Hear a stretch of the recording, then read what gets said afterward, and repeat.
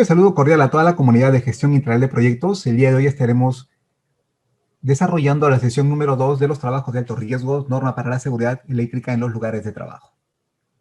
Bien, mi nombre es Ricardo Vázquez, soy asesor técnico en prevención de riesgos laborales y respuesta a emergencia, y el día de hoy voy a compartir con ustedes información relacionada principalmente a la terminología eléctrica que se va a utilizar y que se debe emplear de una manera adecuada durante las actividades de trabajo eléctrico. ¿Cuál es el contenido para el día de hoy? Tenemos términos eléctricos, entre ellos la tensión, voltaje, intensidad de corriente, corriente continua y alterna, corriente monofásica y trifásica, resistencia eléctrica, potencia eléctrica, circuitos eléctricos, cuáles son los efectos de la corriente eléctrica, cuáles son los factores del peligro eléctrico, tipos de contacto eléctrico, efectos fisiológicos de la corriente eléctrica, el choque eléctrico, que es un arco eléctrico, una ráfaga de arco, un relámpago de arco, las quemaduras térmicas, por qué es que se produce, qué es la energía incidente, fronteras de protección contra el choque eléctrico y finalmente requisitos para realizar un buen entrenamiento al personal que debe interactuar con equipos o energía eléctrica. Empecemos entonces con la terminología eléctrica. Bien, a partir de la segunda mitad del siglo XIX, el desarrollo de las máquinas eléctricas permitió convertir la energía mecánica en energía eléctrica, la cual a su vez nos dio una gran ventaja, una gran versatilidad con respecto al uso dentro de nuestros hogares, ¿no? Rápidamente esta energía fue introduciéndose no solo en la industria, sino también en el tema doméstico, ya que hacemos uso de una manera intensiva de la corriente eléctrica, o en este caso la energía eléctrica, para hacer funcionar dichos aparatos que obviamente facilitan nuestras labores, no solo a nivel doméstico, sino también a nivel industrial, porque la corriente eléctrica puede también utilizarse para mover equipamientos o equipos y de esa manera realizar trabajos de una manera mucho más eficiente. Para el uso de la electricidad se precisan varias magnitudes para poder mostrar correctamente cuáles son las propiedades dentro de un circuito eléctrico, así como también se debe tomar en cuenta la aplicación de leyes y expresiones matemáticas para comprenderlas y entender los efectos de los mismos en el organismo. Cuando hablamos de tensión o voltaje, que es una expresión muy comúnmente utilizada para expresar la energía eléctrica que vamos a emplear para usar uso en un equipo en particular, hay que tomar en cuenta de que no solamente es la tensión o voltaje la que debe considerarse, sino también una serie de factores o una serie de medidas como la corriente eléctrica y la resistencia que veremos más adelante. Pero en cuanto a la tensión, ¿qué es la tensión o qué es el voltaje? Es una magnitud física con la cual se puede cuantificar o medir la diferencia de potencial eléctrico o tensión eléctrica entre dos puntos. Recuerden que una de las características de la energía eléctrica es que no puede ser apreciada por nuestros sentidos. Lo que sí podemos ver son las manifestaciones de la energía eléctrica en un equipo en particular, que puede verse a través de un movimiento, a través de un destello, a través de una serie de procesos que muestran que la energía eléctrica se está utilizando. Pero para poder medirla, tenemos que dividirla en magnitudes, entre ellas la tensión. También denominada como diferencia de potencial, y más familiarmente como voltaje, está relacionada con la capacidad de trabajo que puede realizar una carga eléctrica. Es decir, si yo tengo un equipo que funciona a 12 voltios y le doy 12 voltios, obviamente esa cantidad de energía dada a este equipo puede hacer que este funcione. Pero si yo le doy un menor voltaje, digamos 3 o 4 voltios, posiblemente el equipo no funcione ya que no tiene la tensión, no tiene esa fuerza electromotriz capaz de hacer que el equipo entre en funcionamiento. Es medida en voltios y se abrevia con la letra V o en algunos casos también se representa con la letra E. Para tener una referencia más exacta, una pila común y corriente maneja valores de 1.5 voltios en corriente continua, pero también en redes de alimentación o distribución eléctrica, estas pueden llegar hasta los 220 voltios o 440 o incluso en líneas de transmisión pueden operar hasta los 220.000 kilovoltios. Como ven ustedes, los valores son muy amplios. Y como veremos también más adelante en la siguiente diapositiva, veremos pues que una ínfima cantidad de corriente eléctrica puede generar lesiones de manera permanente o incluso la muerte. A la derecha pueden ver ustedes una representación gráfica de justamente el término diferencia de potencial. Si ustedes observan en la parte superior pueden ver ahí dos pequeños segmentos tubulares unidos a través de un tubo horizontal que tiene una diferencia de altura. Esa diferencia de altura, a través de esos vasos comunicantes que tienen esas tuberías en el que se emplea agua, implica que esa diferencia de potencial puede generar un trabajo a través de la comunicación por el tubo en la parte inferior.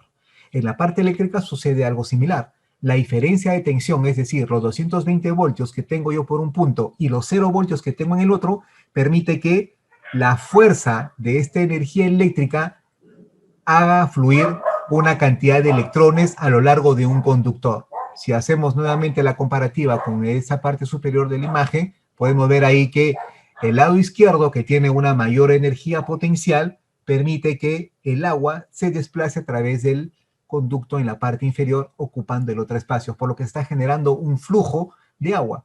El mismo caso ocurre para la electricidad. Cuando hay una diferencia de potencial, un punto elevado y otro punto de menor valor, se establece un flujo de corriente a través de un conductor, que obviamente son los cables conductores. La intensidad de la corriente, o también llamada corriente eléctrica, es la cantidad de electricidad o carga eléctrica que circula a través de un conductor por unidad de tiempo. También se puede definir como un flujo de partículas cargadas, como electrones o iones, que se mueven a través de un conductor eléctrico o el espacio incluso. Se denomina con la letra E de la intensidad y su unidad de medición es el amperio. Todos los conductores eléctricos tienen que soportar cantidades de cargas distintas dependiendo de su sección transversal.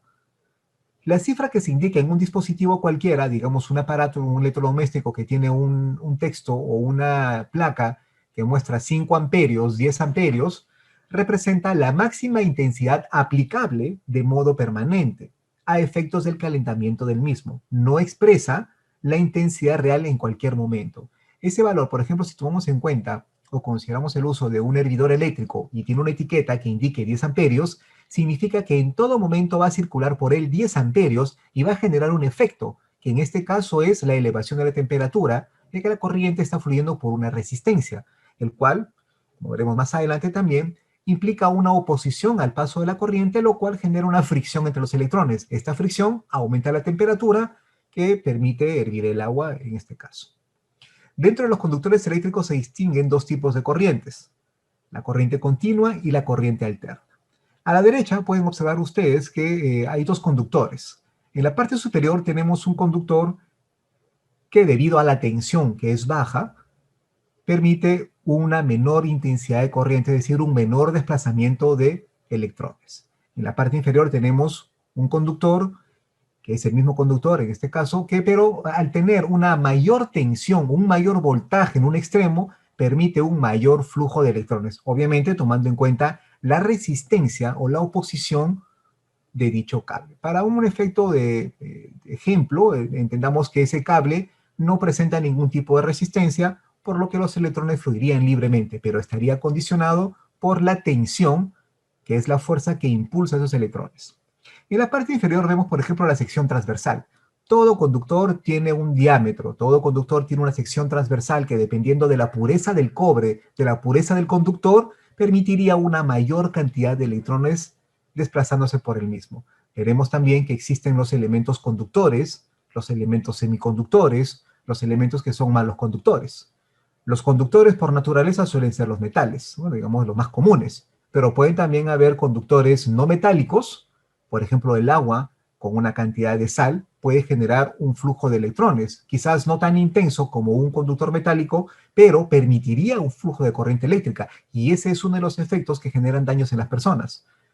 Hay que tomar en cuenta que, repito una vez, en el caso de los conductores, existe una sección transversal que permitiría darnos un valor de cuánto o cuántos electrones o cuánta corriente eléctrica puede fluir por ese conductor sin generar ningún daño. Por ejemplo, si tenemos un cable muy delgadito, los cables, como veremos también en otra sesión, están divididos por calibres. Digamos que tenemos un cable de un calibre muy delgado, cuya sección transversal es de 1 milímetro cuadrado.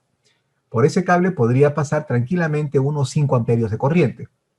Pero si tengo yo 20 o 40 amperios de corriente pasando por esa sección transversal muy angosta, es posible que el cable simplemente se funda, se rompa, porque uno de los efectos del paso de la corriente eléctrica sobre un conductor, como dije anteriormente, es la elevación de la temperatura, lo cual podría hacer que ese conductor simplemente termine fundiéndose. Mencionamos que había dos tipos de corriente, la corriente continua y la corriente alterna. ¿Qué es la corriente continua? Es el flujo continuo de carga eléctrica a través de un conductor entre dos puntos de distinto potencial.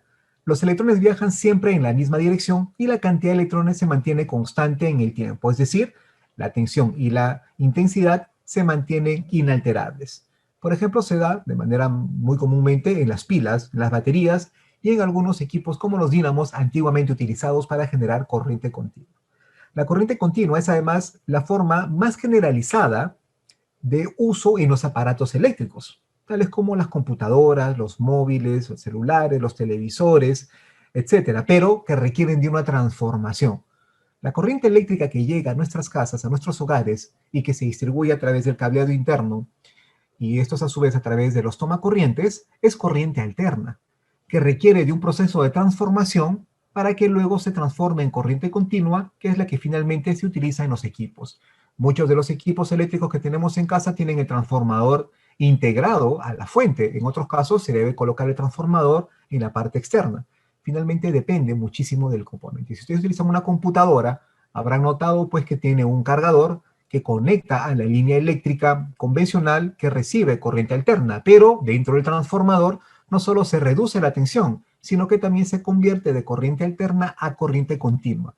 A la derecha de la lámina pueden observar ustedes en la parte superior una representación gráfica de la corriente continua, es decir, un valor estable a lo largo del tiempo, manteniendo siempre un voltaje. En la parte inferior podemos ver un caso práctico. Tenemos ahí una pila que a través de la conexión de dos conductores en ese consumidor o en ese foquito, permite el flujo de corriente eléctrica generando la iluminación del mismo. Es un consumo pequeño, obviamente, pero que nos muestra claramente cómo es la corriente directa. Es decir, sale por un punto y retorna por el otro. Usualmente es de distinto potencial, ¿no? En la parte superior vemos ahí la pila con el borne positivo, que indica que está el 1.5 voltios, y en la parte inferior tenemos los 0 voltios. Esa diferencia de potencial permite que la pila genere un flujo de electrones a través de un conductor. En el caso de la corriente alterna, es aquel tipo de corriente que se caracteriza porque la magnitud y la dirección presenta una variación de tipo cíclica. La manera en la cual este tipo de corriente oscilará es la forma sinusoidal o senoidal, como se le llama, aunque también podrían haber ondas cuadradas, ondas triangulares, que bueno, para algunos casos podrían ser útiles, pero para otros no, pero usualmente lo que se ve es lo que ven en la parte superior de la lámina, esa representación gráfica en la que vemos que la corriente fluye desde cero, llega al punto máximo, pasando por diversos valores intermedios, y luego desciende hasta incluso volverse negativa, para nuevamente subir y generar esos cambios. Esta onda senoidal, que tiene por ratos parte positiva y parte negativa, implica que la corriente fluye por un sentido y luego por el otro. ¿A cuánta frecuencia? A 60 Hz por segundo, perdón, a 60 ciclos por segundo, 60 hercios, para el caso del consumo que tenemos en nuestro país. Esta frecuencia de 60 Hz o 60 ciclos por segundo implica que la corriente está cambiando en un segundo 60 veces su sentido. En la parte inferior podemos ver ahí una gráfica o un dibujo que nos muestra la conexión de una fuente de corriente alterna que distribuye su energía eléctrica al foquito, ¿no? Al foco que podemos ver ahí rápidamente. Como verán ustedes, el sentido de la corriente cambia constantemente. En una cantidad de ciclos es positiva y en otra cantidad de ciclos es negativa. Por eso que se le denomina alterna. Gracias a esta forma en cómo la corriente oscila, es que se puede trasladar o se puede transmitir de una manera más eficiente a lo largo de todo un territorio. Si ustedes habrán observado, en el interior del país y también acá en la ciudad, hay una serie de torres de alta tensión o torres de tensión eléctrica que manipulan corriente alterna, ya que esta corriente permite ser transmitida a una mayor distancia, algo que no se podría lograr con la corriente continua debido a sus características. El sistema de fuente de alimentación para el caso de la corriente alterna se divide en tres tipos: corriente monofásica, bifásica o trifásica. ¿Cómo se utilizan cada una de ellas y por qué se han creado? Lo vemos en la siguiente lámina. Bien, la corriente monofásica es aquella que solo tiene una fase y una corriente alterna. Las instalaciones normalizadas se establecen en torno a los 220 o 230 voltios, dependiendo obviamente de la región, dependiendo del país. En el Perú tenemos 220 voltios. Generalmente son las que se utilizan en los hogares, aunque también se pueden utilizar en algunos comercios de menor escala. Las bifásicas consisten en una línea de dos fases y un neutro. Este es un tipo de conexión que actualmente ya no se utiliza debido a que tenemos la trifásica, que permite un mejor balance entre las cargas eléctricas. Las trifásicas son aquellas que constan de tres fases, tres corrientes alternas distintas que dividen la instalación en tres partes, a las que le llega un potencial constante. Estas instalaciones son más adecuadas para industrias y empresas que requieren de una mayor cantidad de corriente eléctrica. ¿Qué significa esto? Si tenemos un conductor común y corriente, dos cables, uno por el cual fluye la corriente y el otro por el cual retorna, tenemos que, dependiendo de las características del cable y de la cantidad de energía solicitada, se puede transmitir una cantidad específica de corriente. Pero si yo quiero aumentar el nivel de corriente eléctrica entregada, debiera yo aumentar la sección transversal del cable, pero esto implicaría un costo mayor y además me limitaría para ciertas conexiones. Lo que se hizo fue aumentar una línea adicional, y para ello se crearon las líneas bifásicas, en la que teníamos dos líneas por la cual se transmitía corriente eléctrica y retornaban por un cable, que en este caso sería el neutro. Pero esto, repito, ya no se utiliza en vista de que la conexión trifásica permite dar una mayor cantidad de energía eléctrica y distribuirla de una manera más balanceada a las diversas casas que tenemos en una cuadra, por ejemplo, ¿no? Si ven ustedes a la derecha, en la parte superior, podrán ver ustedes ahí que las tres fases están representadas por tres colores. La negra, fase 1, la roja, fase 2 y la azul, fase 3. Las tres están yendo cada una por un conductor independiente, pero para no generarse una superposición o en todo caso algún problema eléctrico, están desfasadas 120 grados. Es decir, hay un retraso entre cada una de estas fases para evitar que se generen pues situaciones o complicaciones durante la transmisión eléctrica. En la parte inferior podemos observar ahí esas 4 líneas de conexión en la que tenemos 3 fases, aunque en este caso los colores son distintos. Usualmente los cables de conexión tienen ya por normativa unos colores que indican la fase.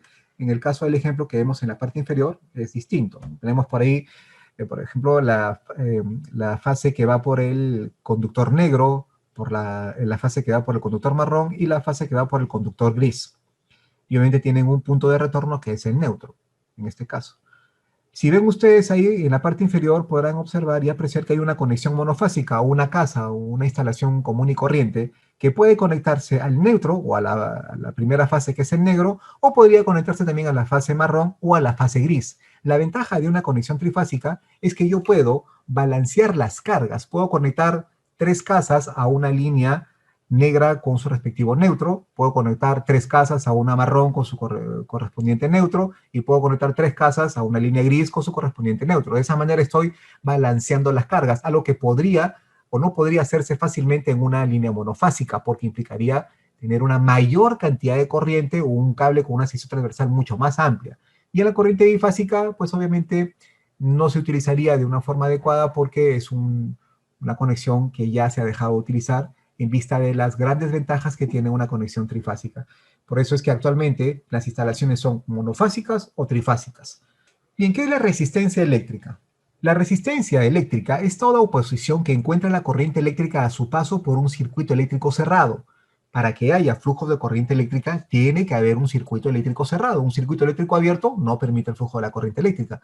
Por ejemplo, los tomacorrientes que tenemos es un circuito eléctrico abierto, en el que no se ha cerrado ningún circuito. ¿Cuándo se cierra el circuito? Cuando conecto el aparato o cuando yo lamentablemente entro en contacto con un conductor. La unidad de resistencia por la cual se mide es el ohmio y representa la oposición cuando por él circula un amperio de corriente o la intensidad, y entre los extremos hay una diferencia de potencial, un voltio.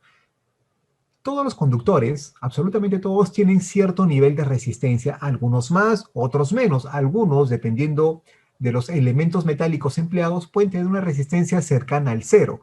Y son conexiones que se utilizan, por ejemplo, para las conexiones a tierra, en los que la corriente eléctrica circularía por el cable que menor resistencia le ofrece. En circuitos de corriente continua se le llama resistencia, correcto, y representado con la letra R, pero en corriente alterna cambia de denominación. Se denomina ahora impedancia, representada con la letra Z, la cual incluye la reactancia que se da por la presencia de bobinas o capacitores o condensadores que presentan fases, algo que no tiene la resistencia eléctrica, ya que la resistencia eléctrica solo tiene magnitud, no tiene una fase. Para explicar eso tendríamos que hacer uso de expresiones matemáticas en las que, por ejemplo, se le debe sumar o se le debe multiplicar la magnitud con la diferencia del ángulo que en ese momento en particular tiene una fase, porque como habrán visto ustedes en la representación anterior de la onda senoidal, tenemos pues que los ángulos pueden ir variando desde 0 hasta 90 y luego bajar hasta menos 90. Por eso es que si yo voy a utilizar una resistencia en corriente alterna, debo tomar en cuenta la magnitud de la resistencia multiplicada por el factor que en este momento tiene la corriente eléctrica o el ángulo que tiene la corriente eléctrica y que varía dependiendo si utilizo una bobina o un condensador o una reactancia en particular, generalmente hablando. Debemos tener en cuenta que el concepto opuesto a la resistencia es la conductancia, que mide la capacidad de un conductor para dejar pasar la corriente eléctrica a través de él.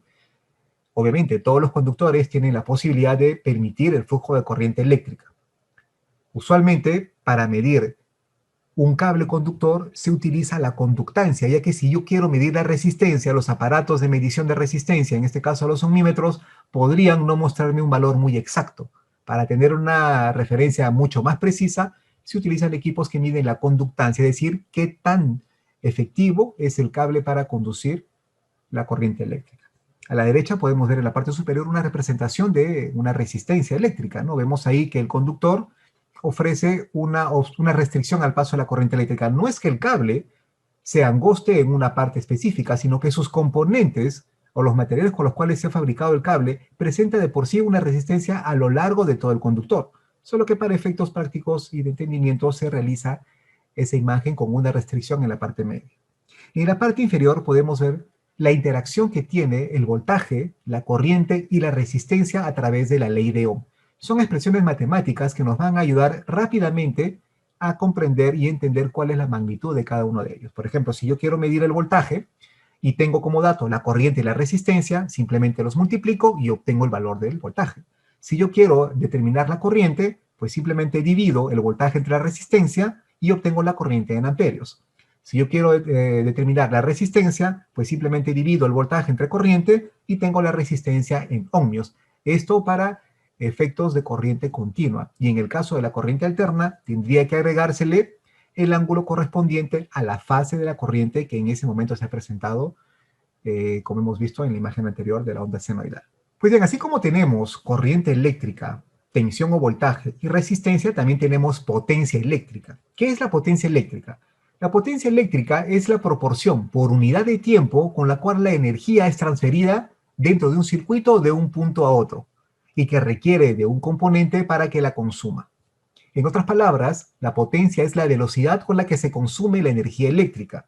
La energía eléctrica utilizada para realizar un trabajo cualquiera se mide en joules, que finalmente es la energía térmica que se está irradiando, y se representa con la letra J.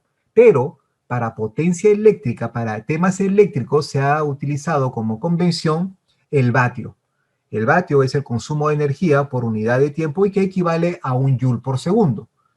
Hay que evitar aquí la confusión, ya que aunque ambas son, o expresan lo mismo finalmente, la convención establece que se utilice la unidad de medida del vatio o watts. Es por eso que cuando nosotros utilizamos un foco de 60 vatios, como el que se ve en la imagen en la parte inferior a la derecha, y haciendo uso de la fórmula que ven en la parte superior, podemos determinar el flujo de corriente eléctrica. En la parte superior vemos la fórmula de la potencia, el cual emplea como parámetros el voltaje y la corriente, no suma la resistencia. Se podría hacer a través de la resistencia, pero hay que utilizar otros términos matemáticos que podrían complicar la explicación. Pero para efectos de la diapositiva y para efectos de explicar rápidamente la potencia eléctrica, hagamos uso de ese triángulo que ven en la parte superior. Si yo tengo, por ejemplo, el valor de la potencia y tengo el valor del voltaje, puedo rápidamente obtener la corriente eléctrica, que para el caso del foco del ejemplo, que es de 60 vatios, teniendo una fuente de 220 voltios y aplicando la fórmula respectiva, es decir, dividir la potencia entre voltaje, puedo determinar que la corriente circulando en ese momento es de 0.27 amperios. Esta es la forma más rápida, precisa, de obtener valores con respecto a la potencia eléctrica. Pues bien, ahora que hemos hablado de lo que es corriente, tensión, resistencia y potencia, entendamos ahora el concepto de los circuitos eléctricos. Un circuito eléctrico es la interconexión de componentes que permiten el flujo de corriente eléctrica desde la fuente hacia el consumidor, a través de una trayectoria cerrada. Es decir, para que haya un flujo de corriente eléctrica, tiene que estar necesariamente cerrado el circuito. Es por eso que cuando tocamos un tomacorriente, nuestro cuerpo, como conductor de corriente que es, cierra el circuito de conexión con la línea de tierra, generando un flujo de corriente en nuestro cuerpo y que nosotros percibimos como un choque eléctrico. En un circuito lineal, como el que se ve en la imagen, se presenta la fuente. Si observan ustedes el círculo que está a la derecha, pueden ver ustedes la fuente, en este caso sería una pila, componentes lineales de conexión, como son los cables, así como también el interruptor, un fusible de protección y un receptor o un consumidor. Ese es un circuito cerrado. Pero los circuitos cerrados pueden presentarse de manera serial, paralela y mixta. A la izquierda tenemos un circuito serie, es decir, que los componentes están uno seguido del otro. En temas eléctricos, puede ser ventajoso colocarlo de una forma u otra, dependerá de las aplicaciones. En la parte central tenemos un circuito paralelo en el que las tres resistencias representadas por R1, R2 y R3 no están en secuencia una detrás de la otra, sino que están colocadas paralelamente. Repito, dependerá de las aplicaciones para instalar una u otra. Pero también tenemos el circuito mixto, en el que podemos ver que la resistencia R1 está en serie con el paralelo que se da entre la resistencia R2 y R3. Repito, es un circuito que dependiendo de las circunstancias, dependiendo de las necesidades, puede hacerse de esa manera. Ahora bien, ¿cuáles son los efectos de la corriente eléctrica? Los efectos de la corriente eléctrica principalmente está determinado por los efectos caloríficos, químicos, magnéticos, lumínicos y fisiológicos. Pero uno de los efectos que más notamos de la corriente eléctrica es el efecto calorífico, es decir, es aquel que se produce por el aumento de la temperatura cuando por un conductor fluye una corriente eléctrica. El caso más común son, por ejemplo, las estufas, las hornillas eléctricas, las planchas, los servidores eléctricos, las termas, etc. ¿Por qué se da ese fenómeno? Porque ese conductor eléctrico, al tener una alta resistencia y oponerse al flujo de la corriente eléctrica, genera al interior una fricción entre los electrones con el material. Si ven ustedes a la derecha, en la parte superior, ven ahí un conductor con la letra A y un conductor con la letra B. El conductor de la letra A es un conductor que tiene una alta capacidad de permitir el flujo de corriente eléctrica, es decir, tiene una alta conductancia, por decirlo de una manera. O tiene una baja resistencia. En la parte inferior, en la letra B, tenemos un conductor que tiene una baja conductancia o una alta resistencia, lo cual se opone al flujo de los electrones, generando fricción interna, y esa fricción interna es la que notamos como aumento de temperatura. En la parte media vemos una representación de los tres elementos interactuando entre sí. Tenemos el voltaje, que es la presión, es la fuerza con la que empuja a los electrones a través de un conductor, pero dependiendo de la resistencia que tiene este conductor, el flujo puede ser en mayor o menor medida. Y el efecto principal es siempre la generación de temperaturas elevadas. Es por eso que se utiliza en estufas, en hornillas, en planchas, en secadoras de cabello, etc. Hay un montón de aplicaciones. En el caso de los efectos químicos, tenemos, por ejemplo, ahí que se producen con situaciones como la electrólisis, ¿no? Por ejemplo, si yo coloco un conductor eléctrico dentro del agua, por electrólisis puedo separar los componentes del agua, puedo dividirlas en sus componentes básicos o primarios, que son el oxígeno y el hidrógeno. Efectos magnéticos. Pues toda corriente eléctrica que pasa por un conductor genera siempre un campo magnético similar al producido por los imanes. Lo que pasa es que los imanes ya tienen un efecto magnético permanente y que está determinado por sus componentes internos. Pero un efecto electromagnético se da, por ejemplo, cuando yo tengo un clavo al cual le enrollo una cantidad de alambres y luego lo energizo con una pila y se genera automáticamente un efecto magnético. Esto es muy utilizado, sobre todo para equipos o electrodomésticos como la radio, los televisores, los voltímetros, los amperímetros, los motores eléctricos, etc. Efectos lumínicos, pues bien, se da cuando la corriente pasa por un conductor que genera una elevación de la temperatura y además también un efecto de luminosidad. Por ejemplo, los focos que antiguamente utilizábamos, que eran focos con hilos de tungsteno, permitían que al paso de la corriente eléctrica, entrara en una etapa de incandescencia, es decir, se calentaban tanto que permitía una iluminación sin llegar a consumirse. Pero también, dependiendo de la tecnología que se emplee, puede darse efectos lumínicos, por ejemplo, cuando pasa corriente eléctrica por un semiconductor, como podrían ser los LEDs o los diodos luminosos de luz, los diodos emisores de luz, perdón. Estos diodos, a través de un proceso químico al interior de sus componentes, generan esta luminosidad. Pero vamos a entrar en detalle referente a los efectos fisiológicos. Este efecto puede afectar a las personas y a los animales, originando procesos como la electrocución. ¿Y qué es la electrocución? Pues simplemente es el paso de la corriente eléctrica a través de la piel del operario y que genera una serie de reacciones. Además de los conductores metálicos, pueden haber soluciones químicas que pueden permitir el flujo de corriente eléctrica, sobre todo en aquellas soluciones electrolíticas en las que hay sales disueltas en agua, que son capaces de transmitir corriente eléctrica a través de los iones. Ahí hablamos iones positivos, iones negativos, de los que se compone la sal, que al ser disueltos en un medio acuoso, en este caso agua, permite que la corriente fluya de un punto a otro. La gravedad de una descarga se mide por la cantidad de corriente que fluye por el cuerpo humano, el camino que lleva la corriente por el cuerpo y el tiempo en que el cuerpo está en contacto con esa corriente eléctrica. ¿Pero por qué es peligroso entonces? Porque el cuerpo contiene un 70% de agua, así como una serie de sales minerales que permiten el flujo de corriente eléctrica, por ejemplo, mover los músculos, mover los brazos, mover las piernas o cualquier otro proceso al interior del cuerpo. Esas microcorrientes eléctricas que genera nuestro sistema nervioso permite justamente contraer o extender los músculos para finalmente tener movimiento. Pero esa contracción que se da por la presencia de iones o soluciones electrolíticas en nuestro cuerpo también nos pone en riesgo de sufrir una descarga eléctrica si entramos en contacto con un conductor. Si observan ustedes la imagen a la derecha, podrán notar que a la derecha misma de ese gráfico tenemos una pila que está conectada a través de dos bornes al interior de un recipiente con agua y el foco no se enciende. Pero una vez que le agregamos sal, hemos convertido esa solución en una solución electrolítica, por lo que los iones compuestos dentro de la sal pueden facilitar el transporte o la transmisión de los electrones de un punto a otro, lo que finalmente encendería el foco, ¿no? A mayor cantidad de soluciones electrolíticas o de sal disuelta en el agua, mayor es la intensidad de la corriente que puede fluir a través de él, dependiendo obviamente de la fuente. En el caso del cuerpo humano, estamos hablando que el peligro se da principalmente por la resistencia eléctrica que tiene el cuerpo, el trayecto de la corriente, el voltaje o la tensión, el tiempo de contacto y la intensidad de la corriente eléctrica. En cuanto a la resistencia, el cuerpo humano tiene siempre una resistencia que está en el borde de los 500 a los 100.000 ohmios. Pero para fines prácticos, para fines de valoración y de, por ejemplo, determinar qué equipo es seguro o no, se utilizan valores que van entre los 2000, principalmente los 2500 ohmios. El trayecto de la corriente implica que si la corriente fluye por la piel o por el interior del cuerpo es porque ha sido expuesto a una intensidad mucho más alta o muy elevada.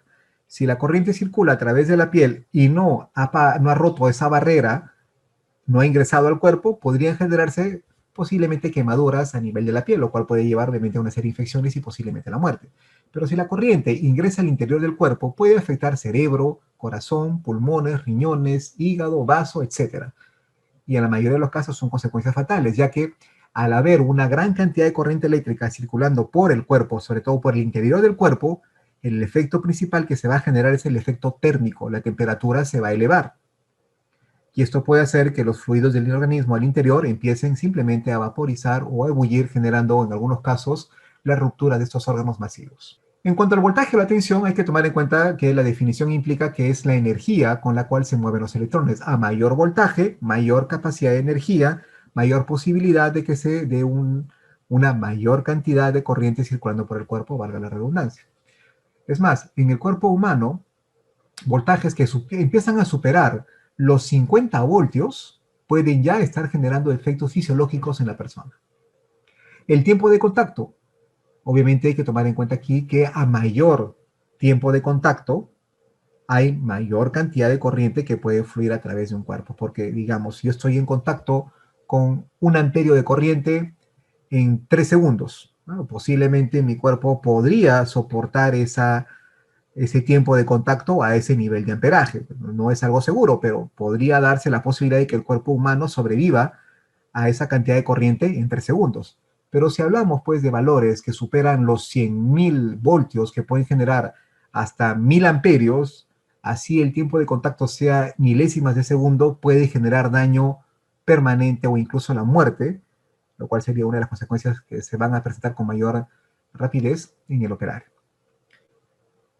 A la derecha pueden ver ustedes también ahí la forma en cómo la corriente, dependiendo de la línea que haya tocado el operario, genera una conducción, un flujo de corriente eléctrica, ¿no? En la parte superior vemos ahí que tenemos 3 líneas, una conexión trifásica en la que hay un receptor, un consumidor que está conectado a la misma, pero como ha habido un contacto por parte de un operario que quizás no tiene el conocimiento, o no tiene las herramientas, o no tiene un equipo de protección, ha entrado en contacto con el cable permitiendo que el circuito se cierre, es decir, su propio cuerpo ha cerrado un circuito eléctrico, por lo que la cantidad de corriente va a estar determinada por la fuente y por la resistencia propia del cuerpo. Es por eso que si el cuerpo humano se encuentra mojado, la resistencia eléctrica puede bajar notoriamente. En la parte inferior vemos nuevamente las trayectorias que puede tener la corriente, ya sea a través de la piel o incluso a través del cuerpo de esa parte interior. Las formas de contacto pueden ser de manera directa o indirecta. ¿Qué implica la manera directa? Es decir, la persona entra en contacto con el conductor, que no presenta ningún tipo de aislamiento.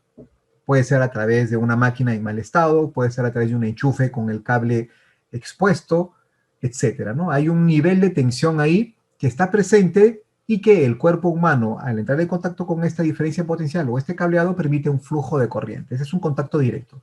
Pero puede darse también un contacto indirecto, es decir, aquellos en los que no toco de manera directa el cableado, sino el equipo el cual es alimentado por esos conductores. Como ven ustedes en la parte inferior a la derecha, podrán notar ahí que ese operario ha tocado ese componente metálico y que está percibiendo una pequeña cantidad de corriente, aunque podría ser también mucho mayor.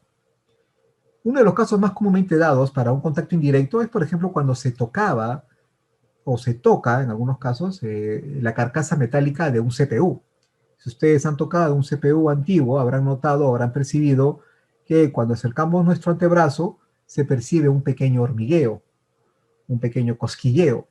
Esa es una corriente eléctrica que está saliendo del equipo que por alguna falla, principalmente de aislamiento al interior o una falla de diseño, está circulando por la carcasa, que aunque no representa mayor peligro, en ese momento ya nos muestra que hay una fuga de corriente eléctrica, y ese sería un contacto indirecto. En este cuadro podemos observar claramente los efectos de la intensidad de la corriente eléctrica, el tiempo de duración y lo que va a generar en nuestro cuerpo. Si observan bien, la intensidad de corriente eléctrica está expresada en miliamperios.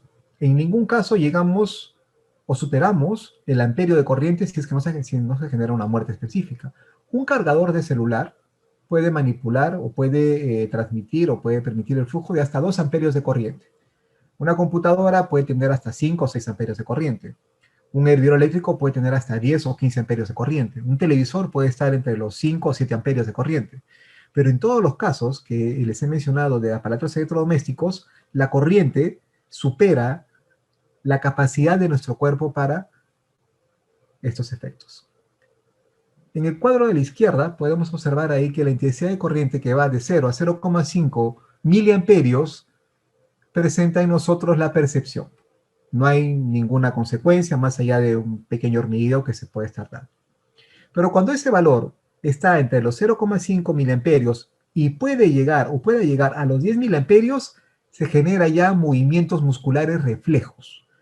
Movimientos en los que el operario no tiene mayor control, puede darse incluso calambres. No sé si ustedes recordarán esos aparatos que se vendían a través de la televisión que generaban un movimiento muscular en nuestro cuerpo para que estos se fortalezcan sin que nosotros nos moviéramos de nuestro sofá, de nuestras camas. Justamente es una corriente muy pequeñita que está generando contracciones de las que no tenemos ningún control sobre los músculos. Pero en algunos casos puede generar incluso calambres si es que estos son muy intensos. Cuando superamos los 15 miliamperios y llegamos ya al borde de los 25 miliamperios, se puede generar una contracción muscular a nivel de los músculos del tórax. Es decir, los músculos del tórax se van a contraer y la persona no podría respirar apropiadamente o sentiría sofocación o una incapacidad de inhalar abiertamente porque los músculos se han contraído. Si aumentamos un poco más los miliamperios y llegamos a los 50 miliamperios, se producen irregularidades cardíacas, aumento de la tensión arterial, fuerte efecto de tetanización, es decir, contracción involuntaria sobre la cual no tenemos ningún control, y puede generar la inconsciencia y la fibrilación ventricular. ¿Qué significa todo esto? La tetanización es un efecto de contracción muscular de la parte del cuerpo que entra en contacto con el conductor eléctrico. Usualmente se da en las manos. Si yo toco un cable con ese valor de corriente, los músculos de mi mano se van a contraer, se van a tetanizar, es decir, se van a bloquear y yo no puedo abrirlas por más que intente hacerlo. Si esa corriente se mantiene, se puede generar la fibrilación ventricular, es decir, que la parte ventricular del corazón no va a permitir el bombeo de la sangre, por lo que la persona, al no tener un flujo de oxígeno, sobre todo al cerebro, pierde la conciencia rápidamente y obviamente generaría ya una serie de daños y lesiones mucho mayores que podrían provocar también la muerte si es que ese corazón no es reanimado oportunamente. Cuando tenemos valores que superen los 200 miliamperios, se producen ya procesos de electrocución que pueden generar también quemaduras a nivel de la piel. Y si ya tenemos valores muy por encima del amperio, definitivamente la parada cardíaca se va a presentar rápidamente y pueden haber quemaduras de muy alto nivel. Y aquí estamos hablando de valores que para el uso común son bajos comparados con electrodomésticos, pero para el cuerpo humano hemos podido observar que valores incluso muy pequeñitos relacionados a los miliamperios ya están generando una serie de efectos, en su mayoría letales. Bien, aquí vamos a ver un video que nos muestra claramente los efectos fisiológicos de la corriente eléctrica. ¿Te imaginas el mundo sin electricidad? No tendríamos luz en casa y tendríamos que utilizar velas. Vale que no habría contaminación lumínica y podríamos ver perfectamente las maravillas del universo, pero no habría nevera, ni congelador, ni lavadora, ni teléfono. Y nos quedaríamos sin internet. Decidido, la electricidad es realmente necesaria. Somos totalmente dependientes y nuestra vida dejaría de existir tal y como la conocemos. Pero hay que tener mucho cuidado cuando hablamos de electricidad y ser cautelosos.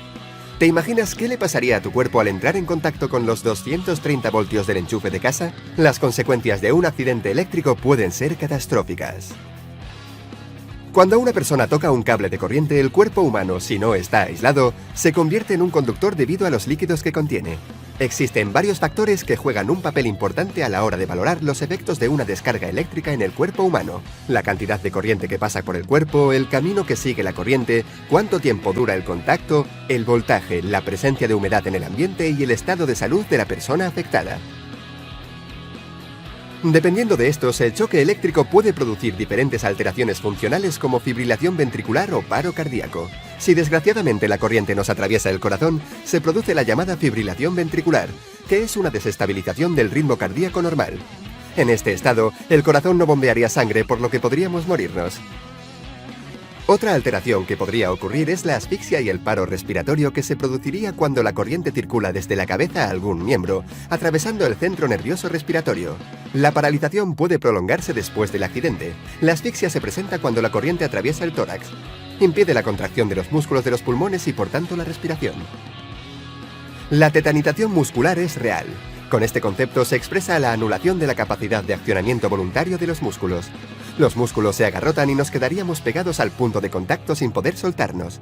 Las quemaduras también son un riesgo, producidas por la energía liberada al paso de la intensidad. Y no pienses que con voltajes pequeños no hay peligro de electrocución. Lo importante es la corriente que atraviesa nuestro cuerpo. Si la corriente es elevada, podremos sufrir daños graves incluso con un voltaje pequeño. El tiempo que dura la descarga es muy importante. Si recibimos una descarga de 100 miliamperios y nos quedamos pegados al cable, seguiremos recibiendo esa descarga continuamente. En 3 segundos habremos recibido suficiente como para hacer fibrilar el corazón. Con voltajes de alta tensión, el riesgo es mucho mayor porque la corriente que proporciona es muy alta y rompe rápidamente la barrera de la piel. Una vez que la corriente penetra por el interior del cuerpo, se produce una bajada de la resistencia y un aumento rápido de la intensidad con efectos devastadores. Una persona en ambiente seco y con la piel seca ofrece una resistencia aproximada de 100.000 ohmios. Una descarga pequeña le produciría un ligero cosquilleo o un calambre soportable. Pero no hay que despistarse, estas condiciones pueden variar de forma drástica con la humedad. Si estamos sudados o mojados y sobre suelo húmedo, la resistencia se reduce muchísimo, puede bajar hasta los 1000 ohmios. La descarga sería lo suficientemente alta como para producir dolor, parada respiratoria, contracciones musculares involuntarias y, en casos extremos, la muerte. La enseñanza es clara, no debemos jugar con la electricidad. Nada de hacer el tonto metiendo la lengua en las pilas. Y si no tenemos más remedio que trabajar con electricidad, debemos hacerlo con todas las precauciones. Así que ya sabéis, ojo cuidado con meter los dedos en el enchufe.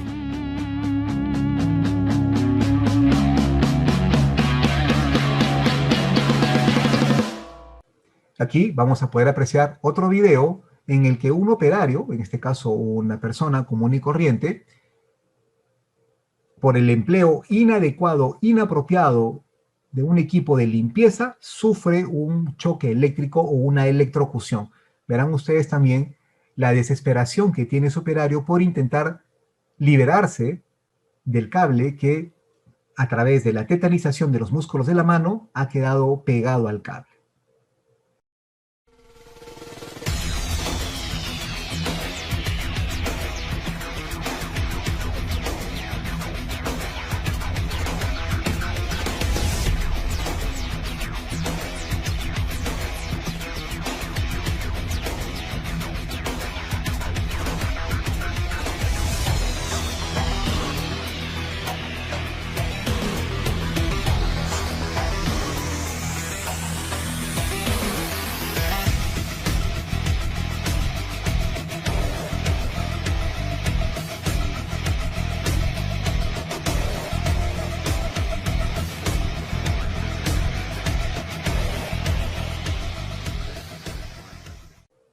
Bien, ahora que hemos visto estos dos videos, tenemos claramente cuáles son las consecuencias de la corriente eléctrica circulando por el cuerpo y sobre todo los procesos de tetanización, que es justamente la intención del segundo video.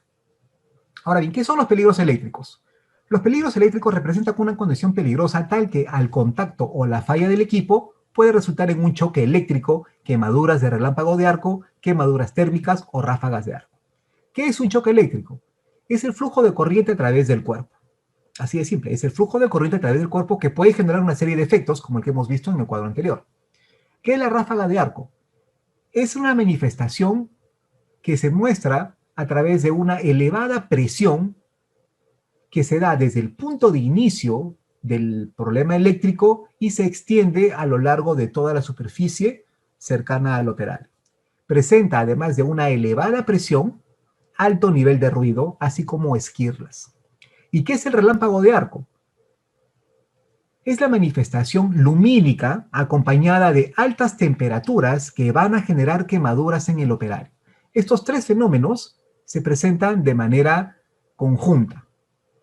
Aunque cada uno de ellos tiene sus propias fases, sus propios momentos, es tan corto el proceso en el que se da uno y otro que podemos tomarlo como un solo fenómeno. Todo ello genera quemadura térmica, que es la energía térmica generada por el sobrecalentamiento de lo que generó o originó ese relámpago de arco sumado a una ráfaga de arco. Como ven ustedes a la parte gráfica de la derecha, pueden observar que hay un conductor eléctrico que debido a una falla de su conexión ha empezado a chamuscar la parte de la cobertura plástica. En la parte inferior vemos cómo ese chamuscamiento de la parte plástica del cable ha originado un cortocircuito, y ese cortocircuito ha generado a su vez un relámpago de arco, que es la radiación lumínica, así como una ráfaga de arco, es decir, una expansión violenta de los gases o movimiento de aire violento que puede impactar al operario sumado de un alto nivel de ruido y esquirlas metálicas producto de la fundición del metal.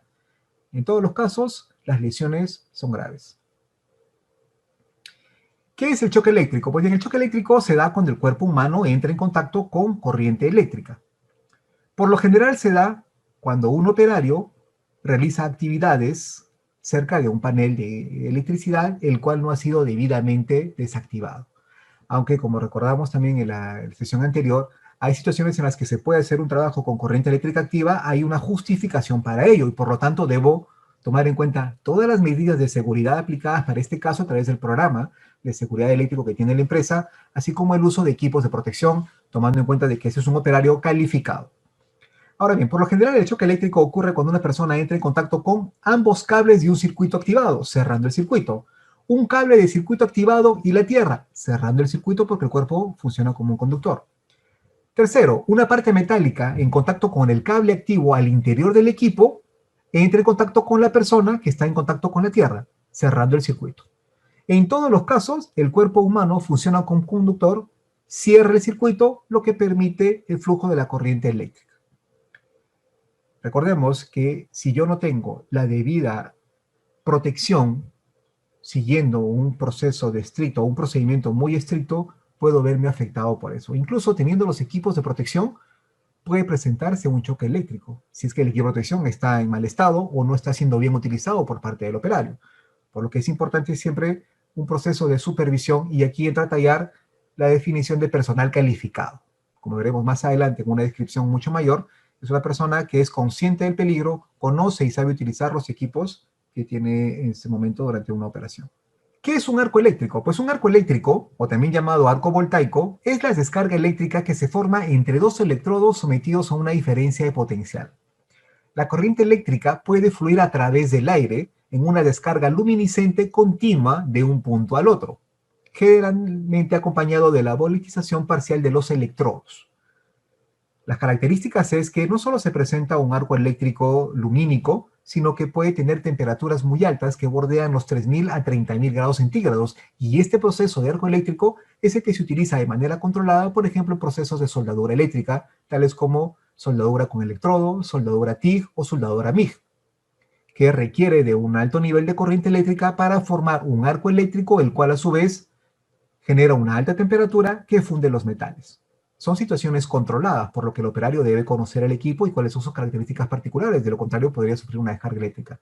Pero un arco eléctrico, como ven en la parte superior, es el desplazamiento de electrones de un punto a otro a través del medio que es el aire. El aire, aunque tiene una resistencia elevada, en algún momento y dependiendo de la diferencia de potencial, sobre todo cuando son valores de voltaje muy elevados, puede romper la resistencia del aire y permitir el paso de la corriente eléctrica. Es decir, que el aire que tenemos normalmente con las condiciones de humedad puede convertirse en un medio conductor. Si observan ustedes la imagen superior y la parte media de la lámina, pueden observar arcos eléctricos que se producen de manera artificial, pero también puede producirse arcos eléctricos como los rayos o los relámpagos que hemos podido apreciar en la capital hace unos días. Un rayo es justamente la manifestación eléctrica del paso de la corriente eléctrica desde la parte superior de las nubes, que puede tener una carga eléctrica en particular, y la Tierra, que tiene una carga eléctrica negativa. Por lo tanto, esa diferencia de potencial entre las nubes cargadas eléctricamente y la Tierra con una carga eléctrica negativa ha permitido la manifestación de ese rayo, es decir, paso de la electricidad. ¿Y qué es el relámpago? Pues bien, es la manifestación lumínica de ese rayo. Ahora bien, ahora que hemos conocido lo que es el arco eléctrico, ¿qué es lo que lo provoca finalmente? La electricidad siempre va a discurrir, transitar o desplazarse por el camino que menor resistencia le ofrece. Y esa es lamentablemente la razón por la cual algunos equipos de protección que tienen una conexión a tierra y que no ha sido mantenida o se le ha roto esta protección, genera electrocución. Como veremos también en la siguiente sesión, hay equipos que tienen una conexión a tierra que, pues, al no tener un conector, simplemente rompemos el tercer pin de conexión, por lo que aislamos o retiramos esa protección del equipo. Pues bien, la electricidad siempre discurre por el camino de menor resistencia. Ante una repentina interrupción del camino, la electricidad creará uno nuevo. Si observan ustedes a la derecha, en la parte superior, vemos ahí, por ejemplo, la conexión de una batería de un auto que, debido pues a una corrosión dada pues por elementos medioambientales, una falta de mantenimiento, ha generado la presencia de ciertas sales alrededor del borde de conexión. Eso podría generar pequeños arcos de corriente con el chasis del vehículo. Podría generar cortocircuitos. Si eso se presenta en un vehículo, también puede presentarse en instalaciones eléctricas de mayor envergadura, tableros eléctricos, conexiones eléctricas con alto voltaje, etc. Por lo que es importante siempre brindarle un mantenimiento seguido de, obviamente, del uso de equipos, de materiales específicamente diseñados para tal fin. Aquí, nuevamente, tenemos que remitirnos a lo que establece el fabricante. Un arco eléctrico puede generarse por averías o fallos eléctricos o mecánicos. De repente se me cae una herramienta dentro de esas conexiones y estoy formando pequeños arcos eléctricos. Por contacto accidental, sobrecorrientes, por presencia de polvo, impurezas, corrosión y condensación en las instalaciones y sobre todo en sus bordes de conexión. Cortocircuitos provocados por animales. De repente hay un tablero de distribución, un tablero eléctrico en el que, al tener una abertura, ha permitido que algunos roedores ingresen. Y es que los roedores lo que van a buscar siempre es comida y abrigo. Y un cable eléctrico ofrece justamente ambas situaciones, ¿no? Le ofrece el abrigo porque está caliente, y obviamente pues los ratones tienen un sistema digestivo que les permite consumir de todo, por lo que empezarían a roer la parte plástica del cobertor del cable.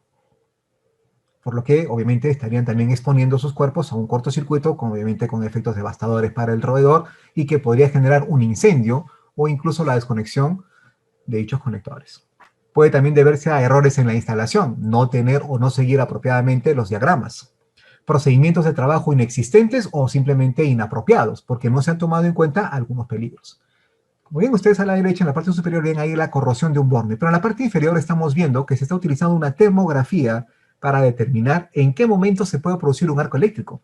Y es que la termografía, a través de un aparato que mide la radiación térmica generada por el paso de la corriente eléctrica, puede darnos inmediatamente la información de que ese equipo puede entrar en fallo en cualquier momento debido a que esa alta temperatura puede derretir las partes plásticas que tiene a su alrededor, exponiendo el interior de las conexiones, pudiendo generar también un arco eléctrico.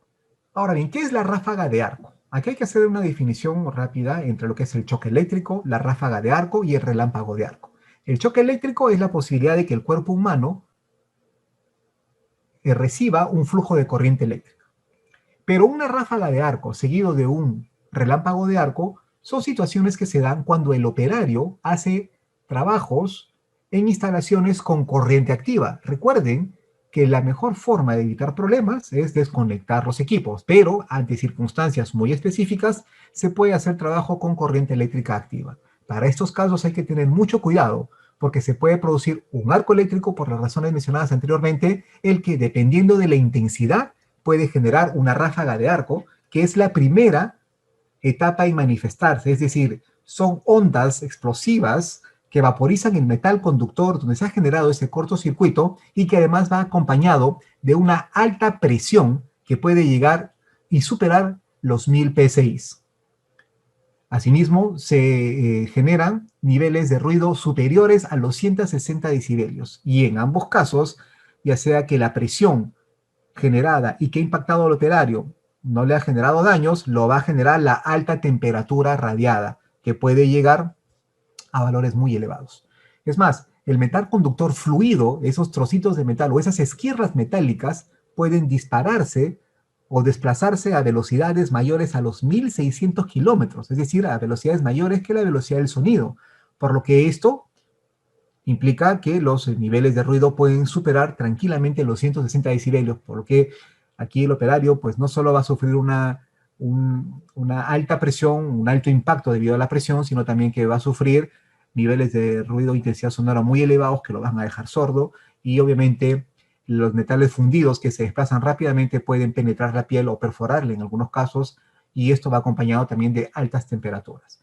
Esta es la primera etapa, es la primera manifestación de ese arco eléctrico que ha tenido obviamente un alto nivel de corriente fluyendo por el mismo.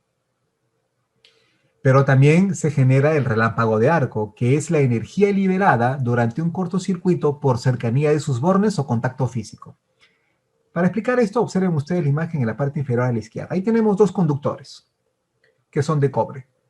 Si estos conductores tienen una energía o una tensión o una diferencia de potencial determinada, posiblemente no se genere ningún arco eléctrico, pero si esa tensión aumenta, es posible que el aire al interior, que los divide, que los separe, empiece a volverse o a tornarse conductivo, porque la tensión o la diferencia potencial en esos dos bornes ha aumentado considerablemente.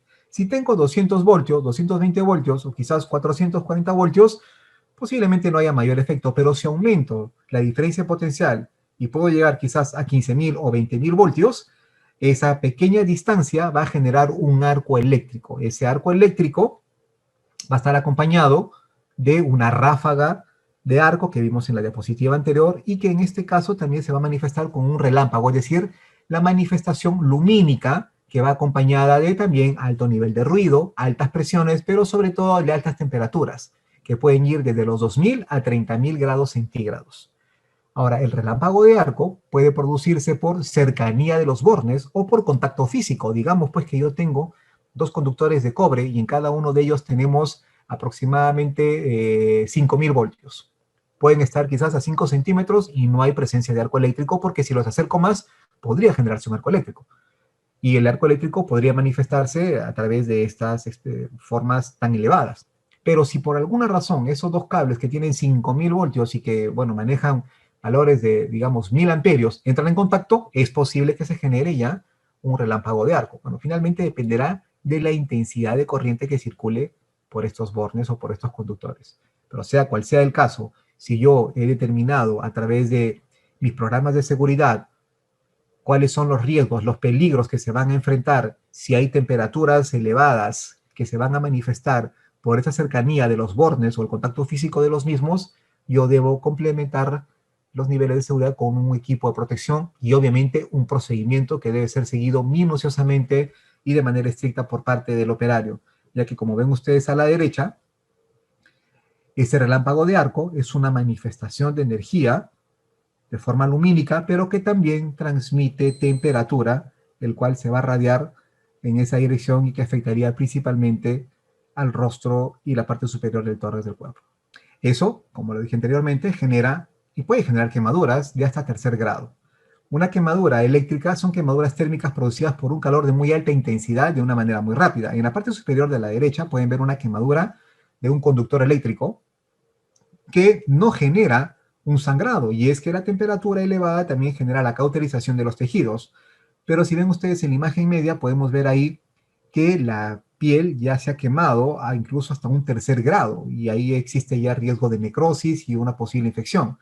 Y lamentablemente las personas que sufren quemaduras de este tipo de nivel, de segundo y tercer grado, suelen perder la vida producto de las infecciones.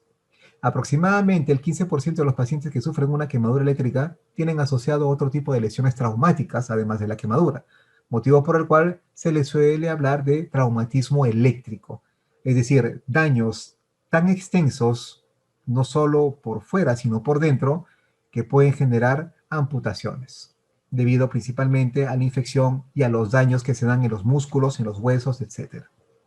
También pueden presentarse lesiones como la ceguera, la pérdida de la capacidad auditiva, heridas por las metrallas, es decir, por los metales pequeñísimos que han sido liberados a modo de esquirlas, y también podría afectar las vías aéreas debido a que esa alta temperatura obviamente implica un aire caliente que puede quemar por dentro los pulmones.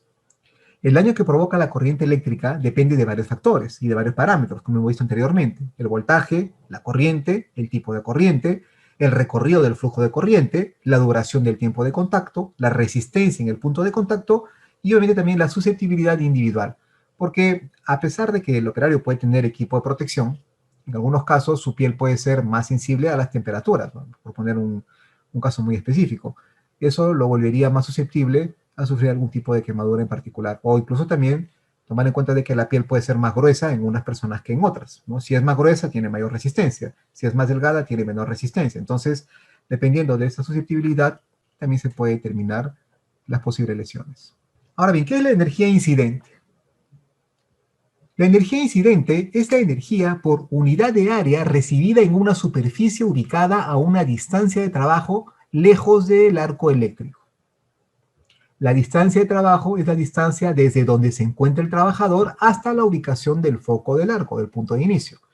Básicamente es una distancia que está determinada por 18 pulgadas o un brazo aproximadamente para paneles de bajo voltaje, pequeños, etcétera, y de 24 pulgadas para equipos de conmutación. Estos son valores que se han establecido de manera referencial, pero podrían variar obviamente. La distancia es más larga a medida que aumenta la tensión. La unidad de energía incidente es calculada o medida en calorías por centímetro cuadrado.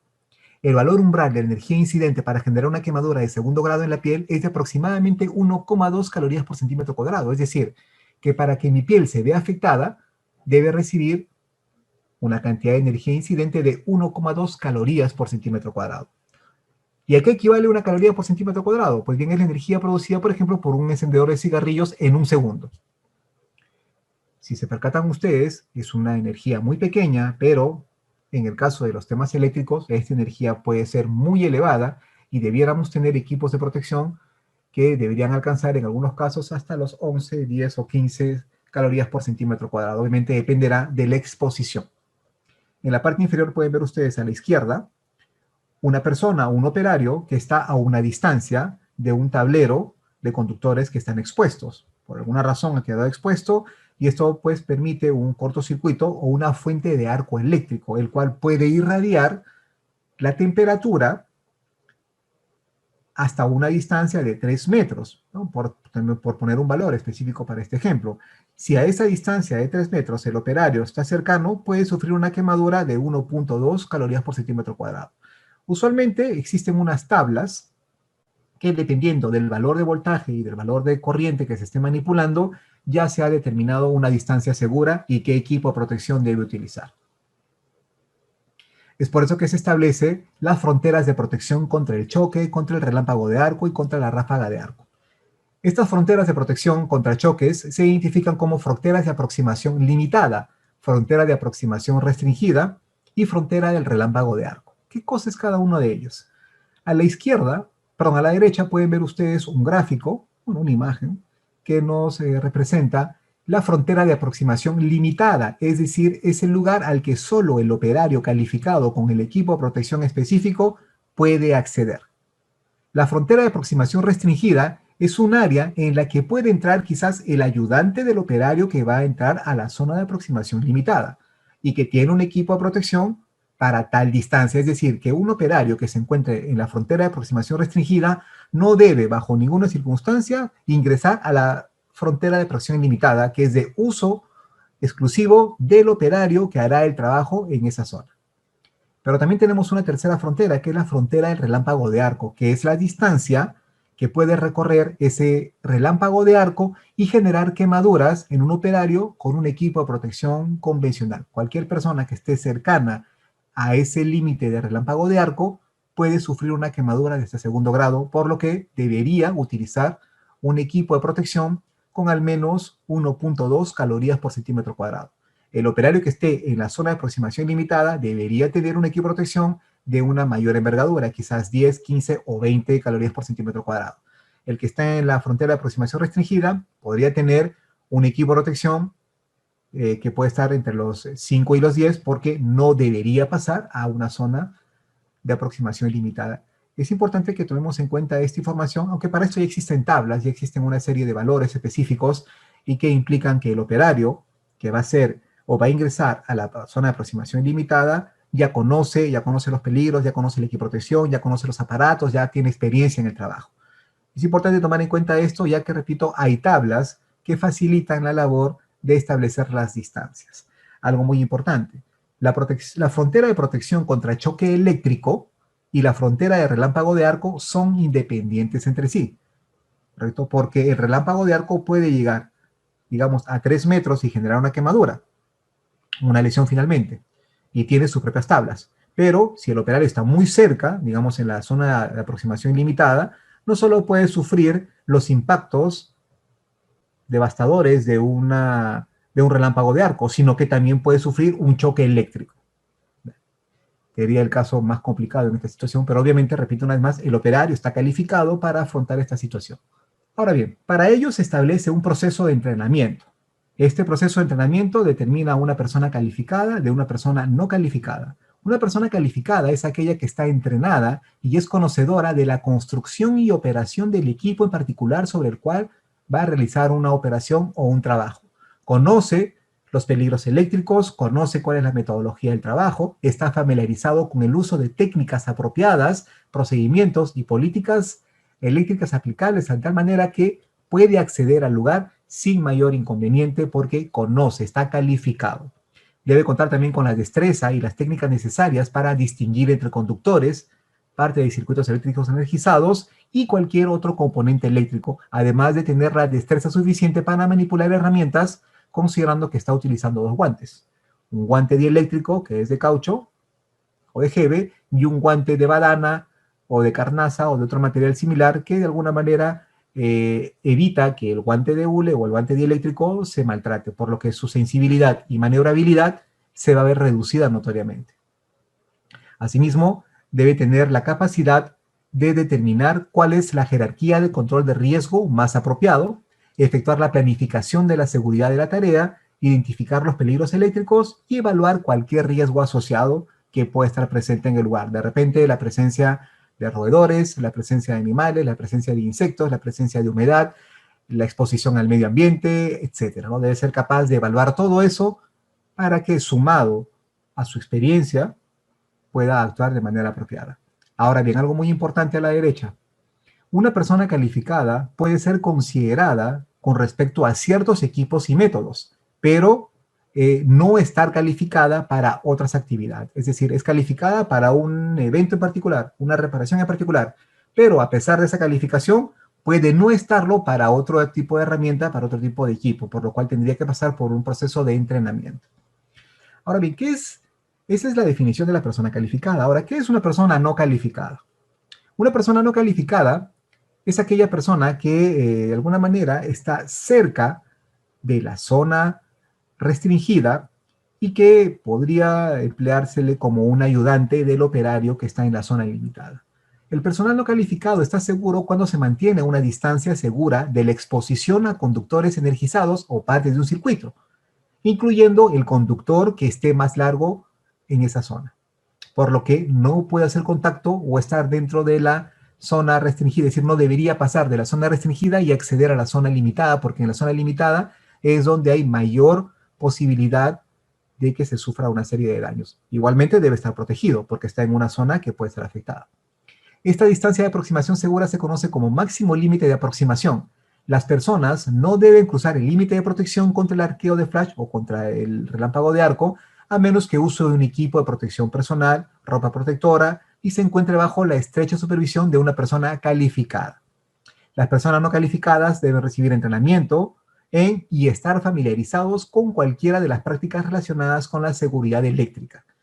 Si se percatan ustedes, el hecho de que sea una persona no calificada no le quita la responsabilidad de conocer cuáles son las prácticas y los procedimientos. Una persona no calificada no es necesariamente cualquier persona, es una persona que conoce, que sabe los procedimientos, pero que no ha recibido la calificación de acceder a la zona de frontera limitada, que es donde se está realizando el trabajo específico.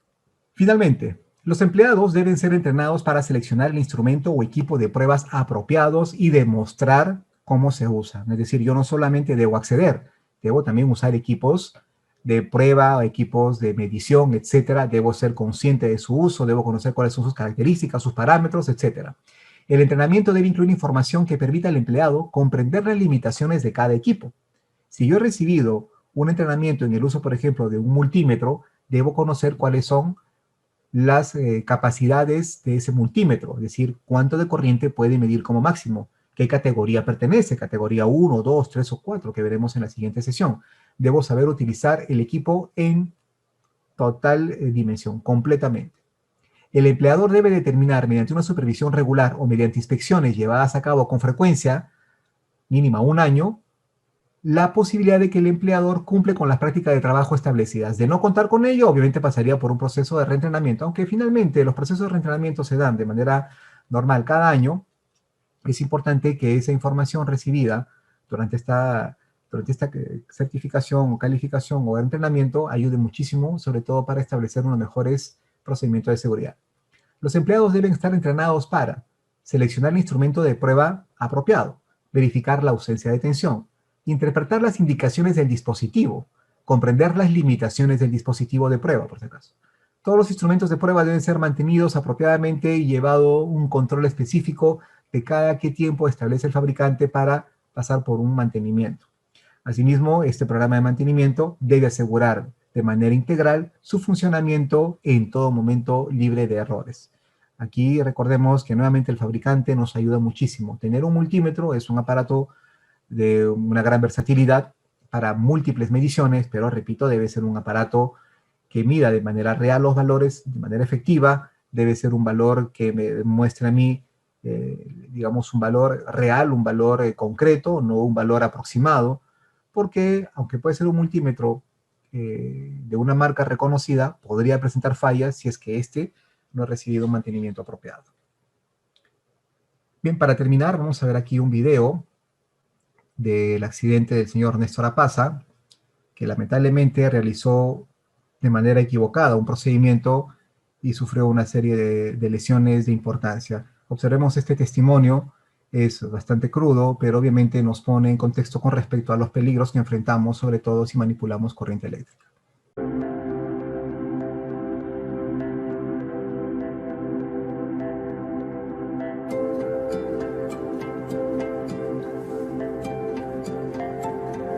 Buenas tardes, compañeros. Buenas tardes. ¿Cómo está nuestra actitud?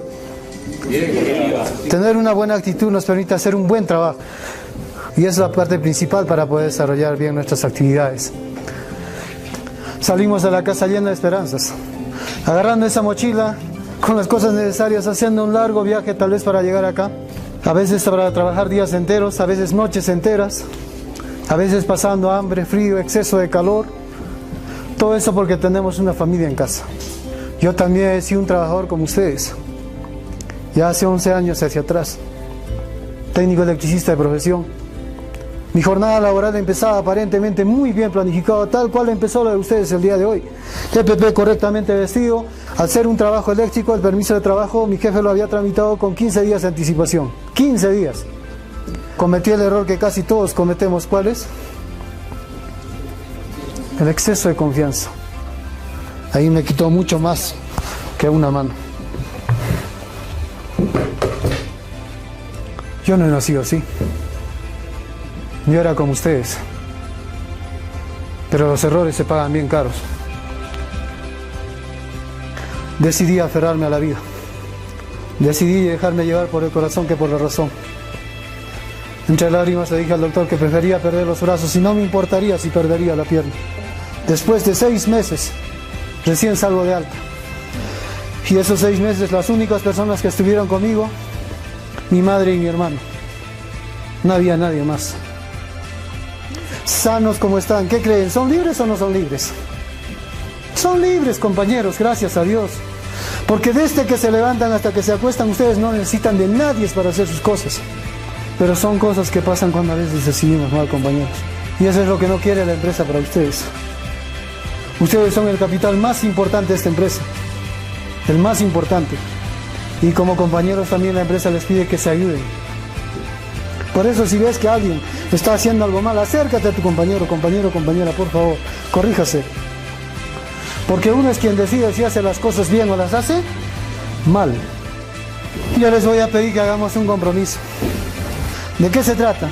De que se comprometan con su compañero o compañera diciéndole: a partir del día de hoy, yo te voy a cuidar, pero con un abrazo muy fuerte. ¿Quién está dispuesto a comprometerse? Pueden darse un abrazo los que estén dispuestos.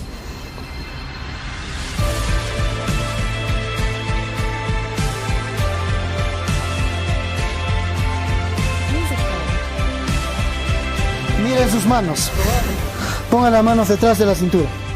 Todos absolutamente tenemos un celular, un lapicero, cualquier objeto en el bolsillo. Intenten sacarlo sin usar sus manos.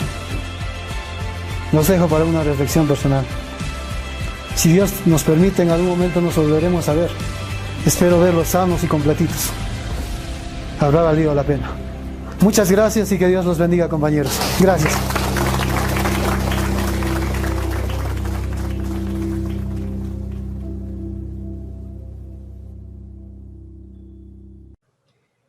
Bien, señores, de mi parte sería todo. Muchísimas gracias. Los espero en la siguiente sesión.